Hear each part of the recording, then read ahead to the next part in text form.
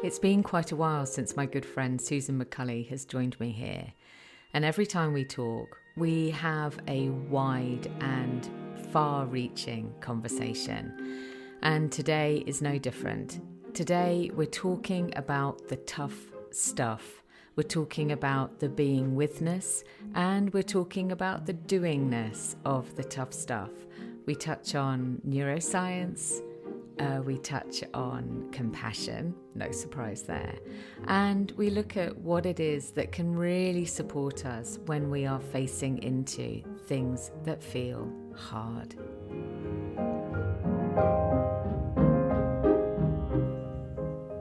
Welcome to the Henny Flynn podcast, the space for deepening self-awareness with profound self-compassion. I'm Henny. I write, coach, and speak about how exploring our inner world can transform how we experience our outer world, all founded on a bedrock of self-love. Settle in and listen and see where the episode takes you.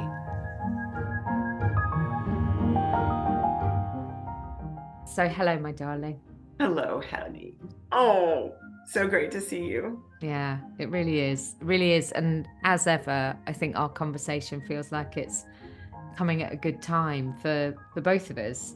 Yeah. And I often find with the podcast that I might have a plan about, to record an episode about something. But if I'm not feeling it, then I can't do it. It just doesn't work. It doesn't flow.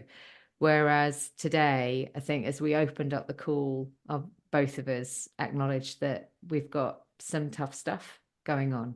And this conversation hopefully will be useful for us as much as it is for everybody listening.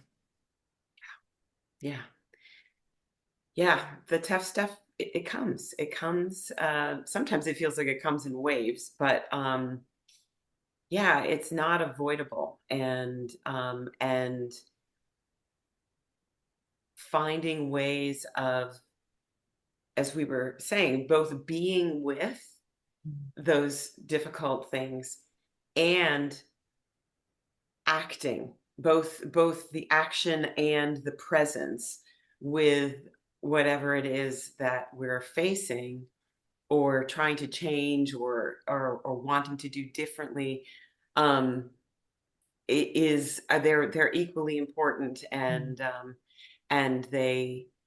think they're different skills. They're two different skills. Yeah, definitely. And I think we'll make sure that my sense is they'll probably weave in as we're talking anyway, but it feels really important to make sure we're talking about both of them, because sometimes I think we can get so caught in the skill set of the doingness of the tough stuff that we can try and use those same skills in the being withness of the tough stuff, but actually those two skill sets, like you say, they're different. I mean, I don't know about you.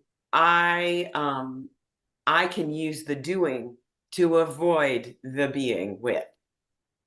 Yeah, I mean, Brene Brown talks about this, that there are people who are they're over performers or over compensators or someone. They're the one who's like, the wheels come off and they're the one who's like, okay, you do this, you do that, I'm gonna do this, and we're gonna do, and it's totally me. Okay, what's your strategy, and who's responsible for what? And I think that there is something to that, but I often like skip over that. How do you feel about this thing that is happening? And given that, I maybe we start there. It's like, when we are faced with something that is difficult, whether it is some kind of difficult news, a loss, or is something difficult, like this is something you either want to or need to do that is not something you exactly want to do, right? There's something that you feel some, like, I know I have to do this. Mm. I was saying that my example is my strength training work. I have an osteopenia diagnosis, so to strengthen my bones, I'm doing strength training. I love to move. Strength training, I feel a little meh about it. And every morning I'm like, I've got to do this thing. And again, how can I be present with how I feel about it? What is in the emotional landscape before I do the whole strategy? Do you know This, that there's yeah, it's so interesting because that is such a beautiful example, I think, of where the being withness overlays the doingness, because it would be very easy to get into a kind of very fixed, shut down kind of mindset and just get on with it. You know, the stiff upper lip, the what we sometimes might consider resilience, but we'll talk about resilience yeah, later, I let's do think. that because I think that's a little. Yeah, there's like a whole load in there, but that sort of stiff upper lip thing. Whereas if we actually acknowledge what might be sitting underneath any resistance, Yeah. could be about really understanding, well, what is it that this is making me think of? Mm-hmm. So a really lovely example could be, many moons ago, I used to work in financial services. And one of the things that it is notoriously difficult to do is to get people to save money. Now, the challenge is that when you talk about pensions, most of us unconsciously think of death. Mm-hmm. And so when you talk to someone in their 30s or in their 20s or 40s about saving for their pension, what you're actually talking to them about is death. And most of us don't want to think about death. And so we don't want to think about pensions. And so we don't want to save money, because if we're saving money for when we're old. And when we're old, we're going to die. And so you have these like unheard or unseen messages sitting underneath. So for you, the kind of like the resistance might be like, it's because I really don't like the fact that I've got osteopenia, and I don't like the doctor for telling me that that's what I've got, and I don't like the fact that my body is like doing this to me, and like, yeah, la la la la la, could Oh, be a whole load of stuff. absolutely. Absolutely. That's so fascinating about the money saving thing. I'd never thought about that way, but that's so makes sense to me. And isn't there, both in my resistance and in the clients that you're talking about, there's some ageism there, right? There's some Yeah. assumptions, there's stories that we have about what is going to be happening when I'm on my pension, or what does it a woman who has osteopenia look like? Oh, like, or like, what kind of life? So many things, as you say, these undercurrents, unseen or unspoken beliefs, stories, images that were like, no, thank you. Yeah. Yeah. And actually, I hadn't even thought about us kind of coming into this conversation from this direction, but it feels like we've really tapped into something there, because so often the thing that will be preventing us from looking at or facing into the tough stuff will be the stories that we're holding about it.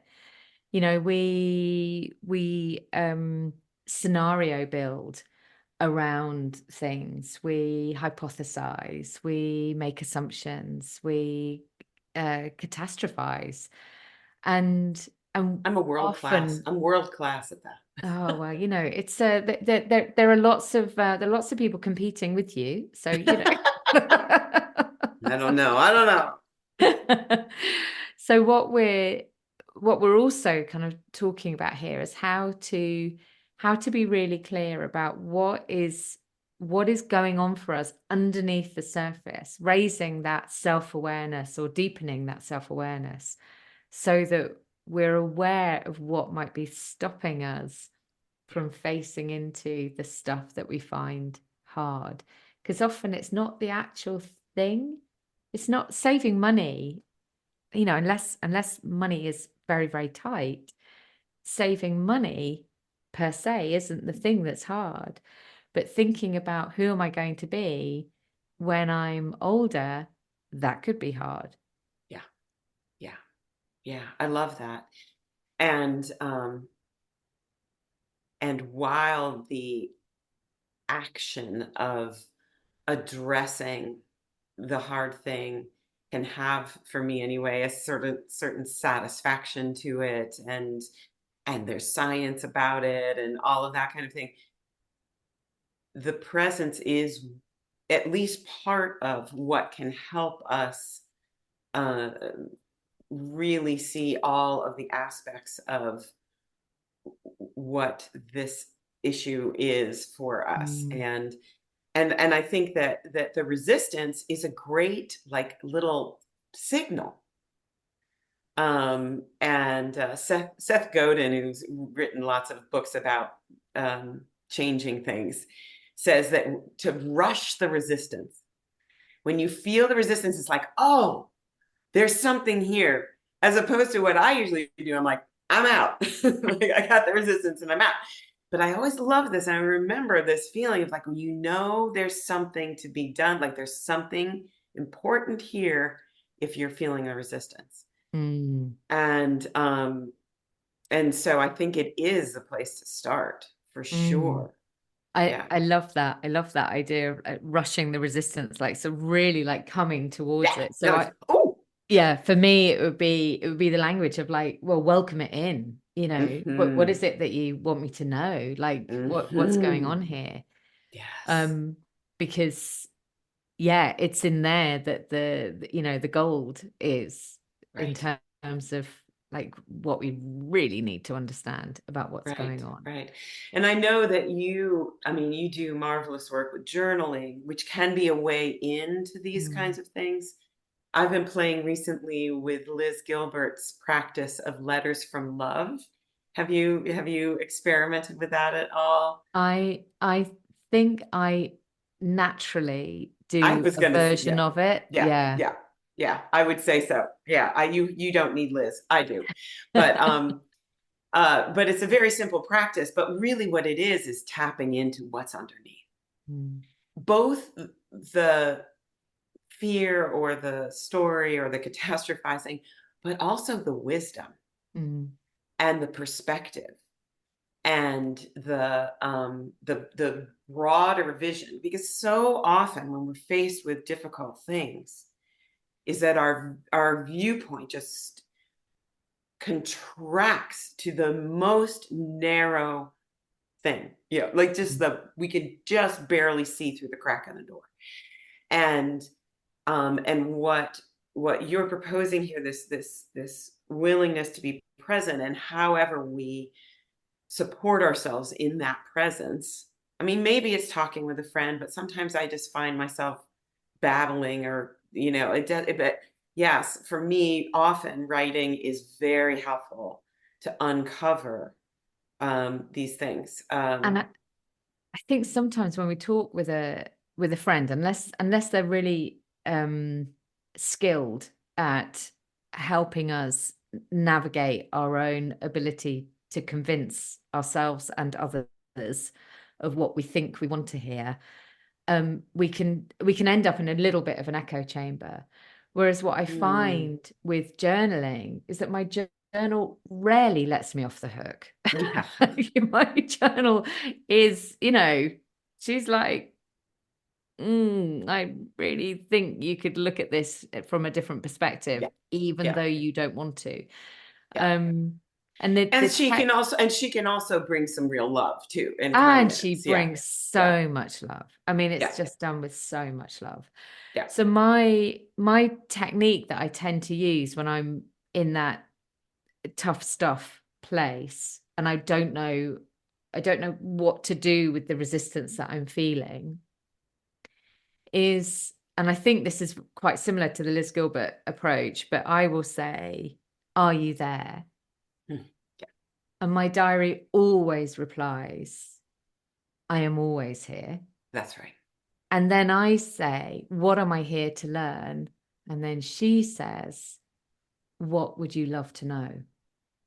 Oh. And then that conversation, and it's funny because I kind of like, I keep sort of wondering, like, is this going to change one day? Like these words that I write, but so it's not like a script. It's just, well, that's just what happens.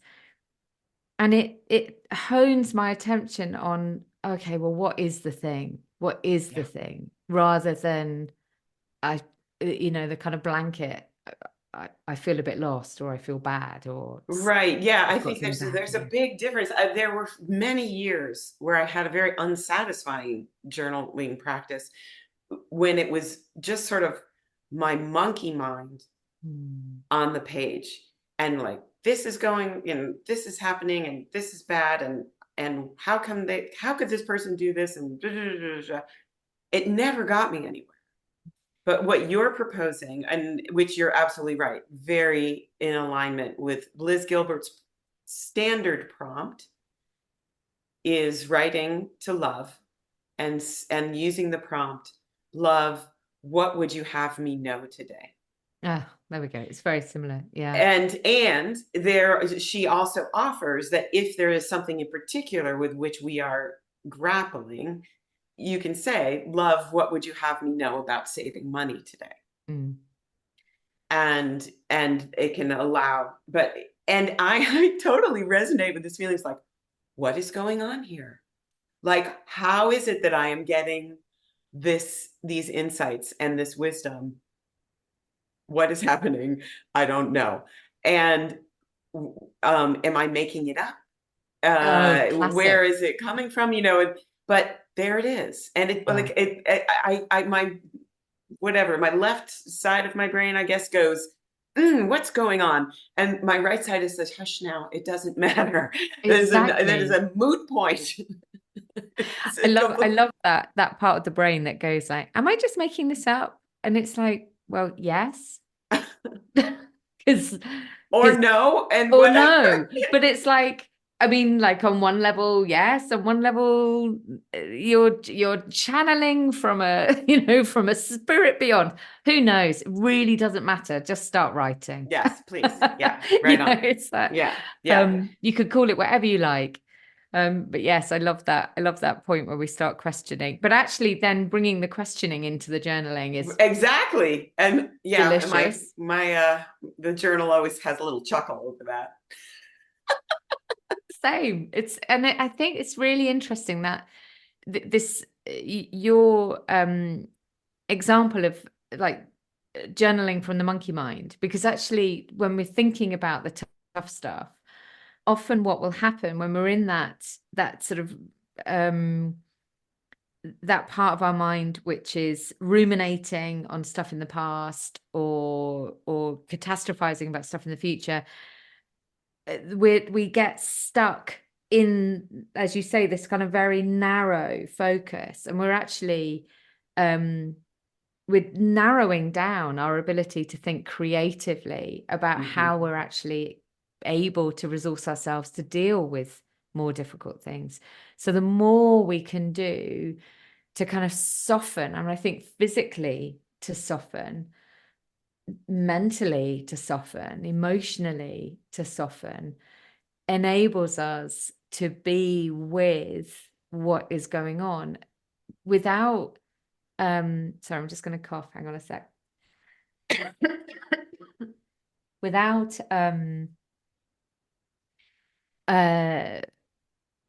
without condoning something that someone else has done that was very problematic, or without saying rose-tinted spectacles on everything that's happening. Yeah. It's not Right. about that. So I think a big part of this this being witness is also acknowledgement, and that obviously is what journaling can help us with too, is helping us acknowledge, well, this is hard.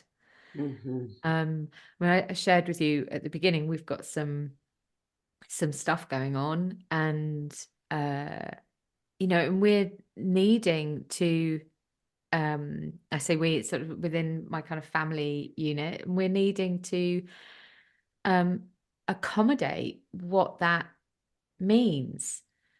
And the hard thing is when you're not in control of Yeah. of everything that's going on, and not being in control is really difficult for many of us. Mhm. And because the flip of the other side of the, either we're desperate to be in control, or we're desperate to have no control, in which case either side of control is really hard. Yeah. But I think there's a lovely exercise from Stephen Covey, which is the circles of control. Circles of influence, maybe? No, Yeah. well, Oh, circles of, control. he might call it circles of influence. Yes, and I think over the years I've adapted it to such a degree that I now call it circles of control. Good. Let's go with that. There we go. Because I think that's, yeah. And so the idea is that you draw a big circle that is all the things that you can control, and a smaller circle which are all the things that you can't control about a certain situation. And you write down everything that you can control and everything that you can't control. You can't control the weather, but you can control what you're wearing. I mean, you even get it down to like those Sure, yeah. kinds of details. And then you see, well, this big circle, that's where I'll spend my energy, because all the stuff in that little circle, it doesn't matter Yeah. how much energy I invest in it, it's not going That's to exactly change. right. That's exactly right. It's the serenity prayer, right? It's Oh yeah, like exactly. it's that wisdom of just differentiating. And and I think the there is our brains so long to be able to contain and control. And yet we know that we have control over so little, really. I mean, when All an you were talking about illusion. the circles, I was like, maybe the I can't control circle should be the bigger circle. Since there is so much that I can't control. And but that is such a great reminder about how much of myself do I want to sink into all of these things. It's interesting though, Susan, because actually when you start breaking down what I can control, and so we might not be able to control the macro conditions around us, like the systems that we're putting, so the health system, or the banking system, or the world, Yeah, crises that are around us. While they, yes, are macro conditions that are big, there are also so many aspects of our internal landscape, our internal weather, that we have more control over than we might initially or ordinarily realize. Yeah, recognize. yeah, yeah, And I think this sort of comes into that, the stuff we were talking about earlier, which is about the kind of doingness as well. So um part of being able to support ourselves with tough things is about understanding, well, where can I yeah, make changes? Where can I exercise agency? yeah. Um, yeah, and another thought which has just completely flown out of my head, so I'm handing back over to you. Well, I hope it returns, but I think that really is a great segue into um once we have given ourselves the time and the space to be with, the question that I often ask myself is, what is my capacity right now Yeah. to both to be with, but also to effectively act in regards to this issue. And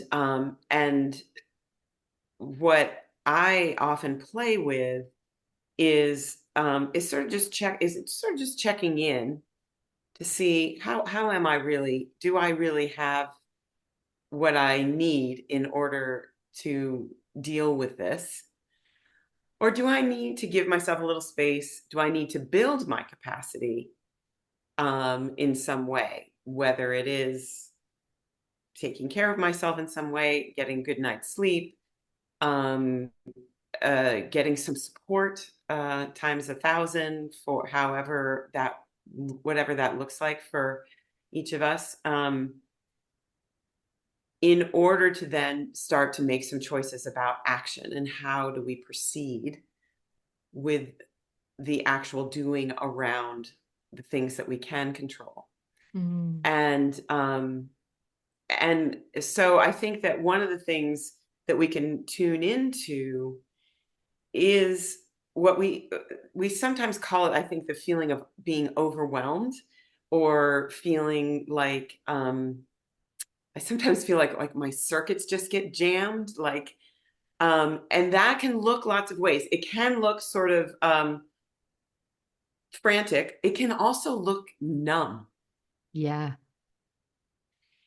And when I'm feeling like this thing is too big of a bite for me to take right now, one of the things that works well for me is to say, what's a small thing I could do? What is a tiny thing that I could do, that I could have some agency over, that I could move the needle, as it were, toward whatever needs being done? And so whatever it is, if it is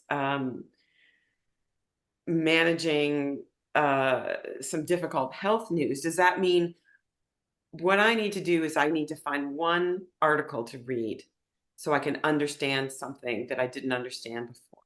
Maybe. Mm. Or maybe it's, if it's a habit that needs changing, like, what is this? Is it just making it really small? From the brain's perspective, if we contrast this sort of overwhelm, the circuits getting jammed, we break it down into this little thing. It's kind of like you sneak in around the back door, around your amygdala that's all ready to just like fire off the sirens and, shut the whole system down. Kind of do a little thing and you kind of get around the sweet, she just wants to protect us, that little amygdala. And so this is some of the genius of James Clear writes about it in Atomic Habits. BJ Fogg did research called Tiny Habits. It's the same neurological mechanism that we are using when we do something really small. Sometimes they call it just embarrassingly small, like absurdly small. You are able to begin to stretch your capacity. Mm. And you also get a reward from that, Mm-hmm. of course. So then you get a little bit of a dopamine or maybe a serotonin hit coming into your system, which then helps to rebalance the cortisol or the adrenaline or maybe the testosterone that might have been firing up sort of Right. before. And it just makes your body feel a little bit happier. When we're dealing with sort of someone who's got sort of high anxiety, often, particularly if they're feeling very anxious about maybe going to a shop, going into shops is a really tough thing for them. What we're looking to do then is to find the evidence to show, well, you went to a shop. When did you go to a shop and it was okay? And you're reminding the system, you're reminding the amygdala that actually it's not going to every shop that means that the amygdala needs to fire up. So it's using the same kind of strategy. It's saying, well, here's a small thing, here's a small win, here's something that just can start to reset some of that pattern that might be wanting to get established. And those, I think, making those small changes as well. One of the series of retreats I ran, which turned into the book, The Heart of Change. One of the retreats and one of the chapters in the book is called Beautiful Disruption, because I realized that I had become so kind of fixed about certain things having to be a certain way. And if they weren't a certain way, it really threw me. So sitting in the right seat on the train on the way to work, very important. And what I started to do was disrupt with these like small steps. And it was only after then learning what I now know that I realized what I was actually doing was exactly what you've just described, which is putting those little changes into place. And through that, teaching my limbic system that it was safe to be doing things a little bit differently. It was safe to be making these changes. And that then obviously enables us to start making bigger and bigger That's right. changes. That's right. Yeah. I mean, it is just like a muscle. It is just like, expanding your range of motion physically. You're expanding your range of capacity, mentally, emotionally. I love that. I love that use of the word capacity, because it's also, there's compassion in there as well about recognizing, my capacity is pretty low right now. That's right. And that's okay. That's right. And actually today, I because of sort of some of the ongoing stuff that every person has stuff in their life that's tough, and I am no exception, you are no exception, everyone listening is no exception. And it's kind of, I noticed that I was feeling it today, and rather than do what I might ordinarily have done in the past, which would have been plow on through it and just get grumpy and irritated and irritating, probably, I took myself to my seat in my office and worked in a different way, worked on something else. So still worked, still was, used my time usefully, but did it differently. And that was because I recognized that my capacity for doing what I had planned to do just was not available to me. I needed to refill in some way. Mm-hmm. And that was what worked for me. Yeah. And so also kind of recognizing what works for us individually, I think, is really important here. Yeah. Yeah. And I like what you're saying too, in the sense that beautiful disruption does not have to be an earthquake. It can be just moving across the room. Exactly. And so, so for me, like when I was, because this was when I was first sort of like playing with this whole idea of beautiful disruption, was when I was still commuting into London. And so one of the things I would do was I'd try and take a different route to work each day, rather than the head down charging along whatever street it was in the city of London, and ignoring everybody. Or I'd try and see something new. I'd then sort of play with that for a bit, like each time I walked along the same street, like what's the new thing? And that was a tiny piece of beautiful disruption that I now recognize was probably having enormous benefit in my very tired brain. Yeah. So it just shifted the dial. Yeah. It's interesting, actually, this stuff, talking about the brain. I know I mentioned to you before we came on, that was, I'd heard Andrew Huberman, Dr. Andrew Huberman, who if everybody listening, if you haven't heard him talk, I think he is amazing. He's a neuroscientist, specializes in eyes, I think. I think like that's his like deep specialism, is the neuroscience of sight or something like that. Anyway, but he is a incredibly well-informed guy who is on a mission to bring neuroscience into mainstream knowledge, and he shares things so eloquently, I think. And I came across him talking about the source of willpower. And he actually ended up saying that some neuroscientists are now seeing this part of the brain as the source of the will to live. Hmm. This, and it's the, I had to write this down, which I'm going to say wrong, anterior mid-cingulate cortex. And it's the part of the brain that's activated according to whether something is hard, as in effortful, or not. So back to your point around lifting weights in the morning, doing your strength training in the morning. If that is something that is effortful for you, you will be activating the anterior mid-cingulate cortex. And the more that that grows, the more it benefits you. So being persistent, learning something new, feeling good about yourself, this is interesting, are all affected by this part of the brain. Yeah. It controls self-control, decision-making, and resource distribution, which I think taps into your point around capacity. Mm-hmm. It's strengthened through hard physical activity. So there's sort of correlations here between, physical exercise impacting our emotional and mental well-being, because it makes us more determined to keep going. That's part of what this part of the brain does.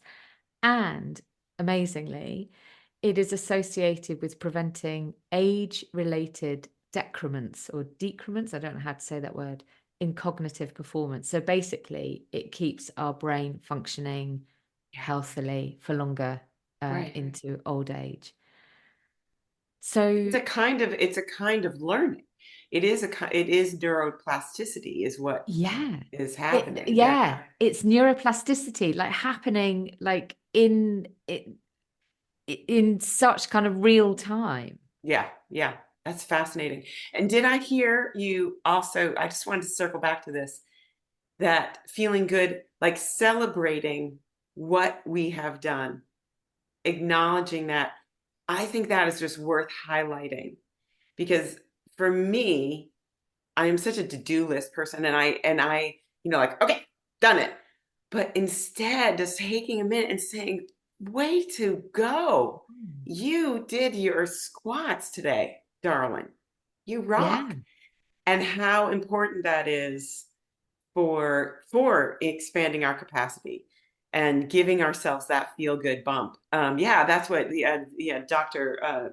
BJ Fogg talks about too, is that people change when they feel good, not when they feel bad.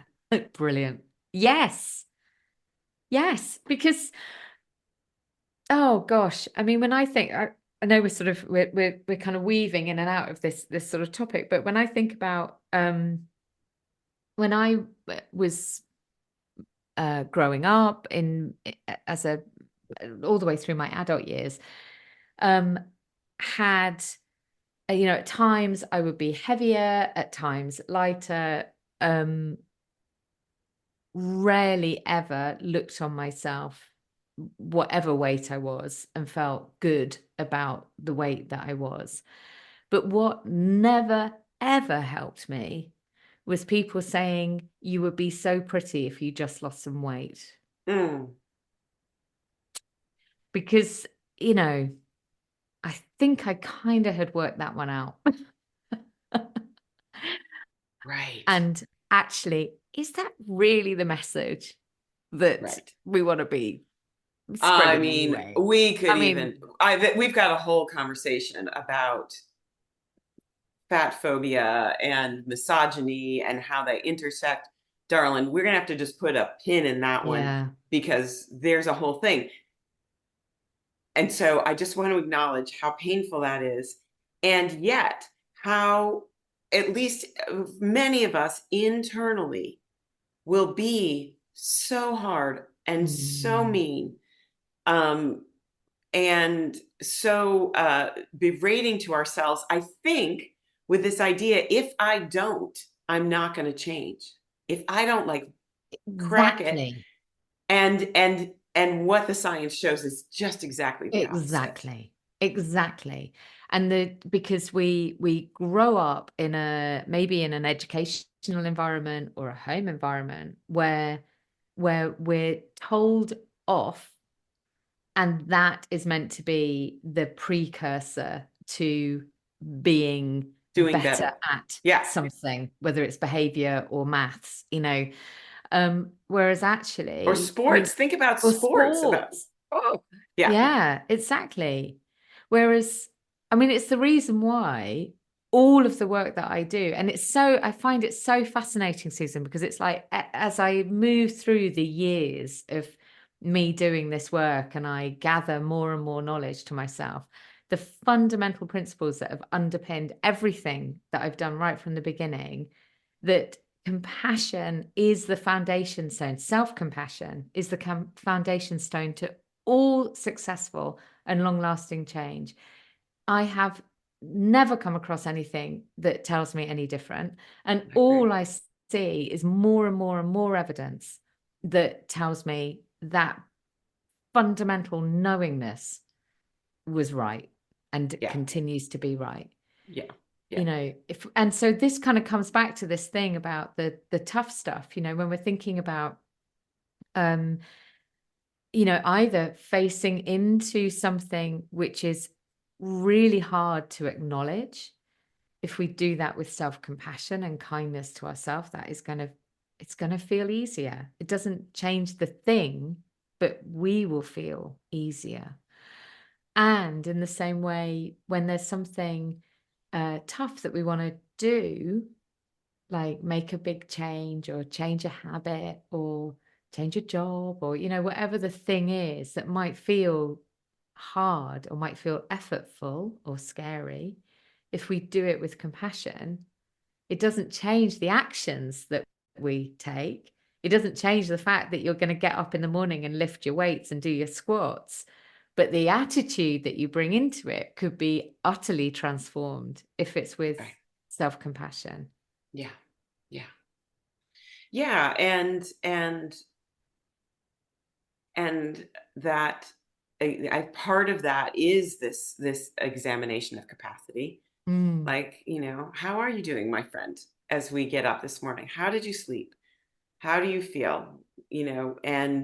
And allowing for the softness, that rather than the rigidity around, well, I have to do it exactly this way, as you were saying, in order for it to count or to be good enough. And so I think that part of what we're talking about is this kind of softness, this broadening of how we look at all of these things. That is instead of the razor focus on this one thing, how can I open this up um, and create more space for whatever's needed right now? Mm. That feels like a lovely line to close our conversation on, actually, Susan. How can I make more space for whatever is needed right now? Mm-hmm.